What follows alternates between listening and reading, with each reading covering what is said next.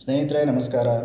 ನಾನು Prasad Bhagwat ಜಕ್ಕೊಳ್ಳಿ studio YouTube ಚಾನಲ್ಗೆ ನಿಮಗೆ ಮೊದಲನೇದಾಗಿ ಸ್ವಾಗತವನ್ನು ಕೋರ್ತಾ ಇದ್ದೀನಿ. ಇದು ಹೊಸ ಚಾನಲ್ ಆಗಿರೋದ್ರಿಂದ ದಯವಿಟ್ಟು ಎಲ್ಲರೂ ಸಬ್ಸ್ಕ್ರೈಬ್ ಮಾಡ್ಕೊಳ್ಳಿ, ನಮ್ಮ ಯೂಟ್ಯೂಬ್ ಚಾನಲ್ಗೆ ಸಪೋರ್ಟ್ ಮಾಡಿ ಅಂತೇಳಿ ಹೇಳ್ತಾ ವಿಡಿಯೋವನ್ನು ಪ್ರಾರಂಭ ಮಾಡ್ತಾ ಇದ್ದೀನಿ. ಇವತ್ತು ಏನು ವಿಶೇಷ ಅಂದರೆ ದೀಪಾವಳಿ.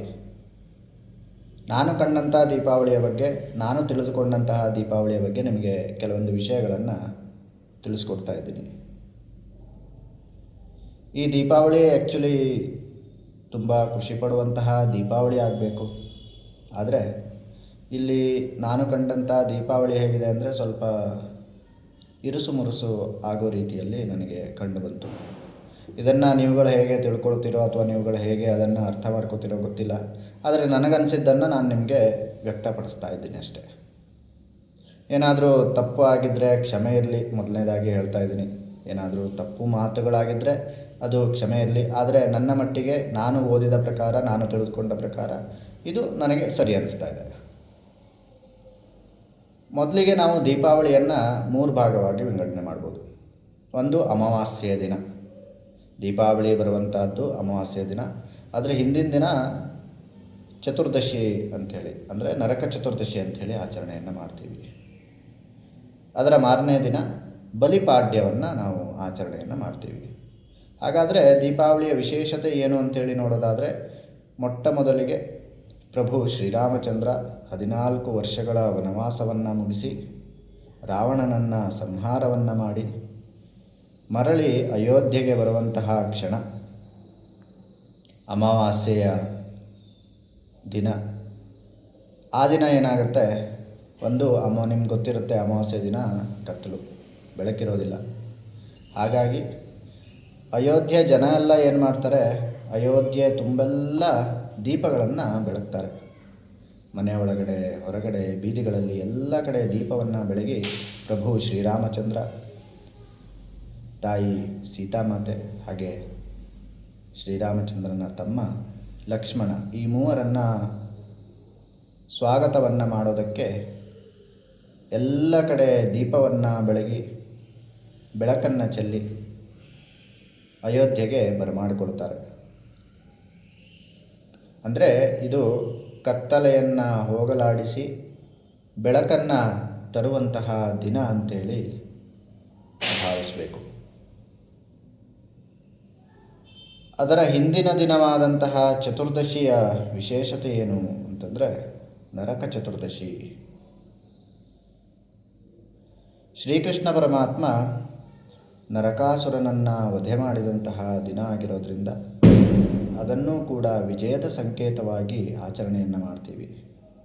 ಹಾಗೆ ಅಮಾವಾಸ್ಯೆಯ ಮಾರನೇ ದಿನ ಪಾಡ್ಯ, ಆ ದಿನದಂದು ಬಲಿಚಕ್ರವರ್ತಿಯಿಂದ ಶ್ರೀಕೃಷ್ಣ ಪರಮಾತ್ಮ ಬಲಿಚಕ್ರವರ್ತಿಯಿಂದ ವಿಷ್ಣು ವಾಮನ ಅವತಾರವನ್ನು ತಾಳಿ 3 ಹೆಜ್ಜೆ ಭೂಮಿಯನ್ನು ಕೇಳಿ ಇಡೀ ಬ್ರಹ್ಮಾಂಡವನ್ನು ಆವರಿಸ್ಕೊಳ್ತಾನೆ. ಹಾಗೆ ಆ ಒಂದು ಬಲಿಯ ಭಕ್ತಿಗೆ ಮೆಚ್ಚಿ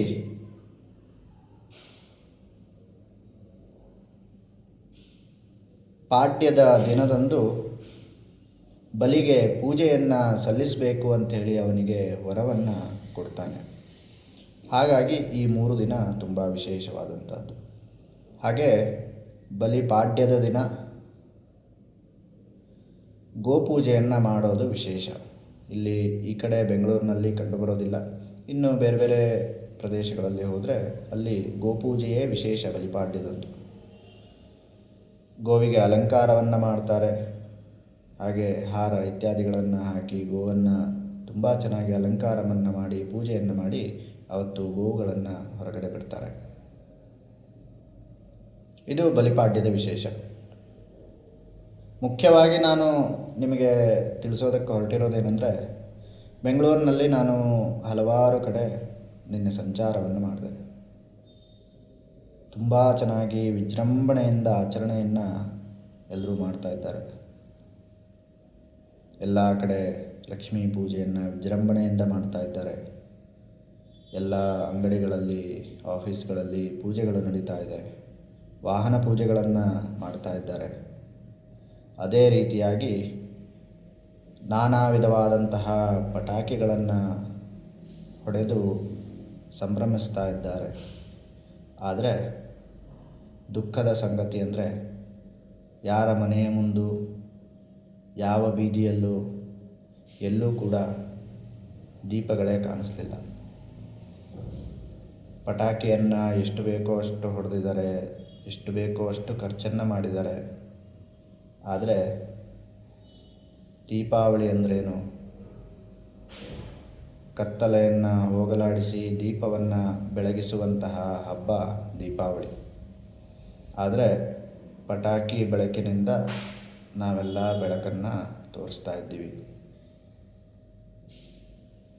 ಪಟಾಕಿ ಹೊಡೆಯೋದು ತಪ್ಪು ಅಂಥೇಳಿ ನಾನು ಹೇಳ್ತಾ ಇಲ್ಲ. ಆದರೆ ನಮ್ಮ ಹಬ್ಬಗಳನ್ನು, ನಮ್ಮ ಆಚರಣೆಗಳನ್ನು ನಾವು ತಪ್ಪಾಗಿ ಆಚರಣೆ ಮಾಡ್ತಾ ಇದ್ದಾರೆ ಅನ್ನೋದನ್ನು ನಾನು ತಿಳಿಸೋದಕ್ಕೆ ಹೋಗ್ತಾ ಇದ್ದೀನಿ. ನಾವು ನಮ್ಮ ಖುಷಿಗೋಸ್ಕರವಾಗಿ ನಾವು ಬೇರೆ ರೀತಿಯಾಗಿ ಹೇಗೂ ಆಚರಣೆಯನ್ನು ಮಾಡ್ಕೊಳ್ಬೋದು. ಆದರೆ ಆ ಒಂದು ಹಬ್ಬಗಳು ಏನಿದೆ, ಅದರ ವಿಷಯಗಳು ಏನಿದೆ, ಅದನ್ನು ಮೊದಲು ನಾವು ಮಾಡಿಕೊಂಡು ಅದಾದ ನಂತರ ನಮ್ಮ ಆಚರಣೆಗಳೇನಿದೆ, ನಮ್ಮ ಖುಷಿ ಏನಿದೆ ಅದನ್ನು ನಾವು ಮಾಡಿಕೊಂಡು ಹೋದರೆ ಒಳ್ಳೆಯದು. ಹಾಗಾಗಿ ಈ ದೀಪಾವಳಿ ಪ್ರಾರಂಭದಿಂದ ಕಾರ್ತೀಕ ಮಾಸ ತುಳಸಿ ಮದುವೆ ತನಕ ಮನೆಯಲ್ಲಿ ಪ್ರತಿನಿತ್ಯವಾಗಿ ಮನೆಯ ಹೊರಗಡೆ ದೀಪಗಳನ್ನು ಬೆಳಗಿಸುವಂತಹ ಪದ್ಧತಿ ಸರಿಯಾದಂತಹ ಪದ್ಧತಿಯಾಗಿರುತ್ತೆ. ಅದನ್ನು ನಾವೆಲ್ಲರೂ ಆಚರಣೆಯನ್ನು ಮಾಡ್ಕೊಂಡು ಹೋಗಬೇಕು. ಪಟಾಕಿಗಳನ್ನು ಎಷ್ಟು ಬೇಕಾದರೂ ಹೊಡೀರಿ, ಸಂತೋಷನೇ, ನಮ್ಮ ಹಬ್ಬ, ನಾವು ವಿಜೃಂಭಣೆಯಿಂದ ಆಚರಣೆ ಮಾಡಬೇಕು.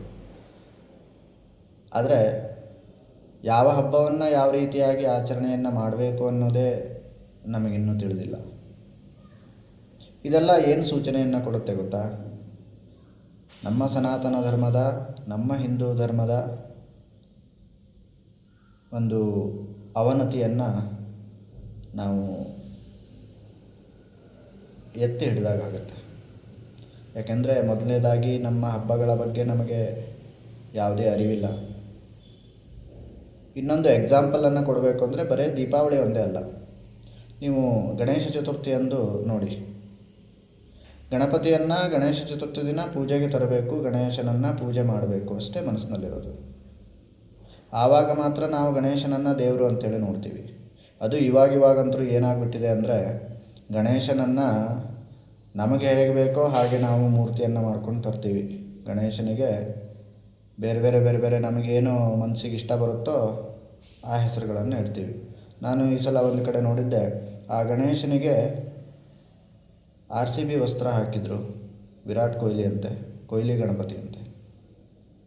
ಕೊಹ್ಲಿ ಯಾರು, ಗಣಪತಿ ಯಾರು, ಇದನ್ನೆಲ್ಲ ನಾವು ತಿಳ್ಕೊಳ್ತಾ ಇಲ್ವಾ? ನಮ್ಮ ಹಿರಿಯರೆಲ್ಲ ಏನು ಮಾಡ್ತಾ ಇದ್ದಾರೆ? ಓಕೆ, ಮಕ್ಕಳು ತಪ್ಪು ಮಾಡ್ತಾ ಇದ್ದಾರೆ ಅಂದ್ಕೊಳ್ಳೋಣ, ಮಕ್ಕಳಿಗೆ ಗೊತ್ತಿಲ್ಲ, ತಪ್ಪು ಮಾಡ್ತಾ ಇದ್ದಾರೆ. ಆದರೆ ಹಿರಿಯರೆಲ್ಲ ಏನು ಮಾಡ್ತಾ ಇದ್ದಾರೆ? ಆ ಒಂದು ಊರಲ್ಲಿ ಆ ಥರ ನಡೀತಾ ಇದೆ ಅಂದರೆ ಆ ಊರಲ್ಲಿ ಹಿರಿಯರು ಅಂತೇಳಿ ಇರ್ತಾರಲ್ವ, ದೊಡ್ಡವರು ಅಂತೇಳಿ ಇರ್ತಾರೆ. ಅವ್ರ ಮಾತನ್ನು 4 ಜನ ಕೇಳ್ತಾ ಇರ್ತಾರೆ. ಅಂಥವರೆಲ್ಲ ಏನು ಮಾಡ್ತಾ ಇರ್ತಾರೆ ಅನ್ನೋದು ಗೊತ್ತಿಲ್ಲ.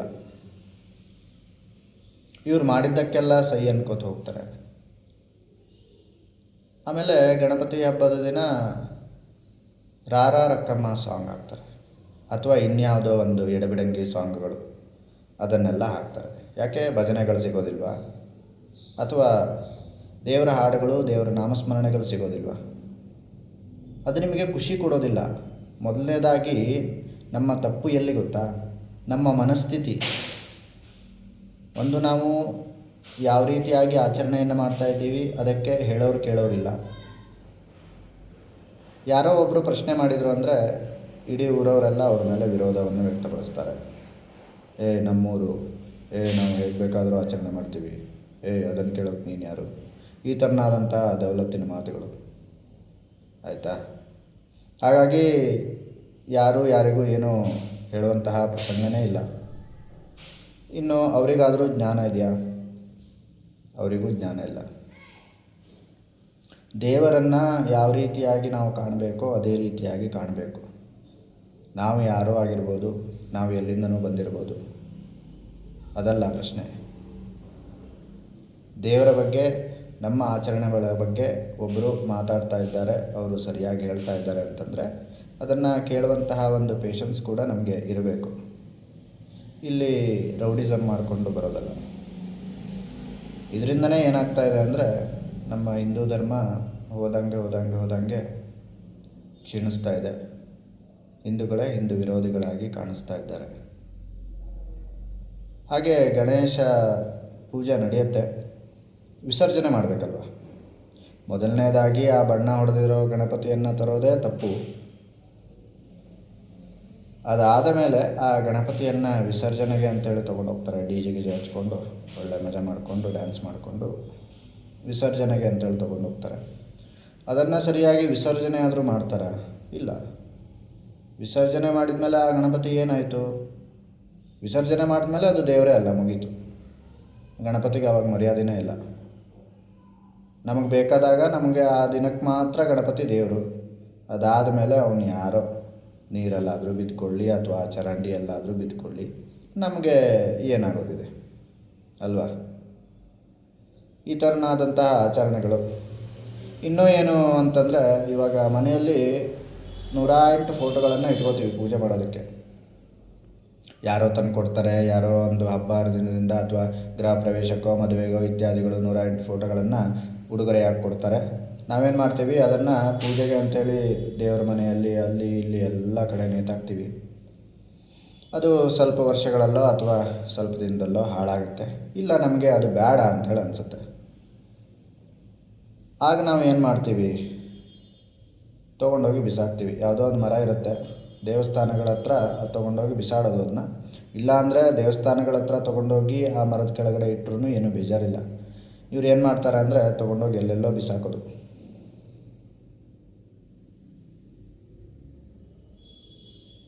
ಆಗ ನಮಗೆ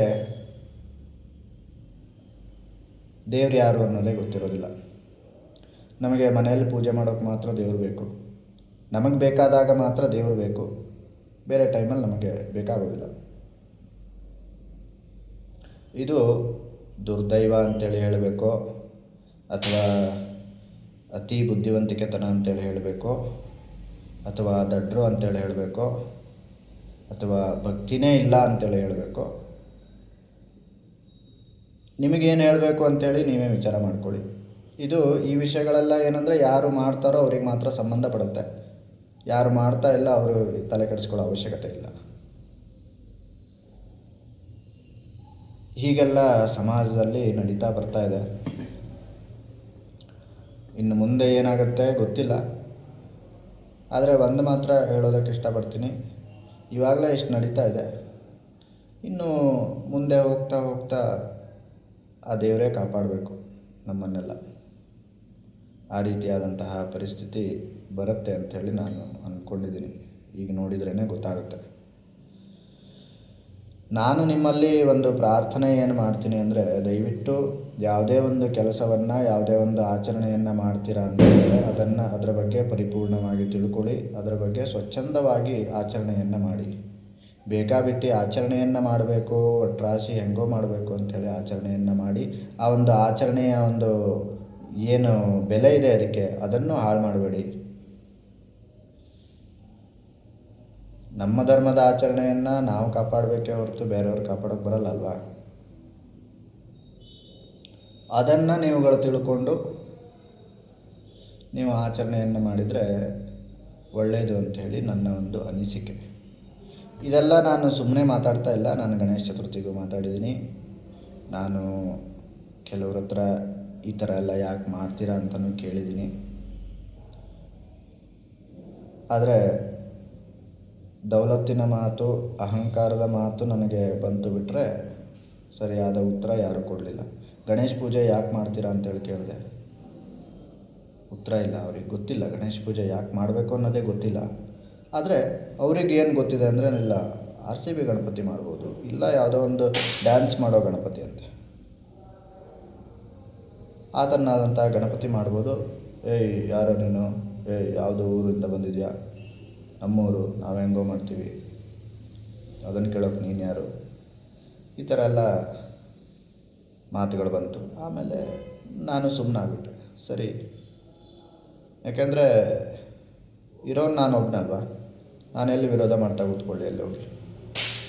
ಅದಕ್ಕೋಸ್ಕರ ನೋಡಿ, ಆದಷ್ಟು ನೀವುಗಳು ಬದಲಾಗಿ ಸರಿಯಾದಂತಹ ಆಚರಣೆಗಳನ್ನು ಮಾಡಿಕೊಂಡು ಹೋದರೆ ಒಳ್ಳೆಯದು. ನಮ್ಮ ಸನಾತನ ಸಂಸ್ಕೃತಿಯನ್ನು ಉಳಿಸಿದ ಹಾಗೂ ಆಗುತ್ತೆ. ಹಾಗೆ ದೇವರ ಮೇಲಿನ ಸೇವೆ, ದೇವರ ಪೂಜೆಯನ್ನು ಸರಿಯಾದ ಕ್ರಮದಲ್ಲಿ ಮಾಡಿದಾಗೂ ಆಗುತ್ತೆ. ಈ ಥರ ಬಂಡರಂಗಿ ಪೂಜೆ ಪುನಸ್ಕಾರಗಳನ್ನು ಮಾಡಿದರೆ ಏನೂ ಪ್ರಯೋಜನ ಇಲ್ಲ. ಮಾಡಿದ್ದೀವಿ ಅಂಥೇಳಿ ಆಗುತ್ತೆ ಅಷ್ಟೇ, ಮತ್ತೇನಿಲ್ಲ. ನನಗೆ ಹೇಳಬೇಕು ಅನ್ನಿಸ್ತು, ನಾನು ಹೇಳಿದ್ದೀನಿ. ಇದನ್ನು ಯಾರ್ಯಾರು ಯಾವ್ಯಾವ ರೀತಿಯಲ್ಲಿ ತಗೋತೀರಾ ನಿಮಗೆ ಬಿಟ್ಟಿದ್ದು. ನಾನೇನಾದರೂ ಸರಿಯಾಗಿ ಹೇಳಿದ್ದೀನಿ ಅಂಥೇಳಿ ನಿಮಗೆ ಅನಿಸಿದರೆ ದಯವಿಟ್ಟು ಕಮೆಂಟ್ ಮುಖಾಂತರ ತಿಳಿಸಿ. ನನ್ನ ಚಾನಲ್ಗೆ ಸಪೋರ್ಟ್ ಮಾಡಿ. ಮುಂದೆ ಇನ್ನೂ ಹೆಚ್ಚಿನ ವಿಷಯಗಳನ್ನು ತರೋಣ ಅಂಥೇಳಿ ಅಂದ್ಕೊಂಡಿದ್ದೀನಿ. ಹಾಗಾಗಿ ನಿಮ್ಮೆಲ್ಲರ ಪ್ರೋತ್ಸಾಹ ಬೇಕು. ವಿಡಿಯೋವನ್ನು ಮುಗಿಸ್ತಾ ಇದ್ದೀನಿ ಸ್ನೇಹಿತರೆ. ಎಲ್ಲರೂ ಚೆನ್ನಾಗಿರಿ, ಹ್ಯಾಪಿಯಾಗಿರಿ, ಖುಷಿಯಿಂದ ಹಬ್ಬಗಳನ್ನು ಆಚರಣೆ ಮಾಡಿ ಅಂತೇಳಿ ಹೇಳ್ತಾ ವಿಡಿಯೋವನ್ನು ಮುಗಿಸ್ತಾ ಇದ್ದೀನಿ. ಮುಂದಿನ ವಿಡಿಯೋದಲ್ಲಿ ಮತ್ತೆ ಸಿಗೋಣ. ಅಲ್ಲಿ ತನಕ ಟಾಟಾ, ಬಾಯ್ ಬಾಯ್.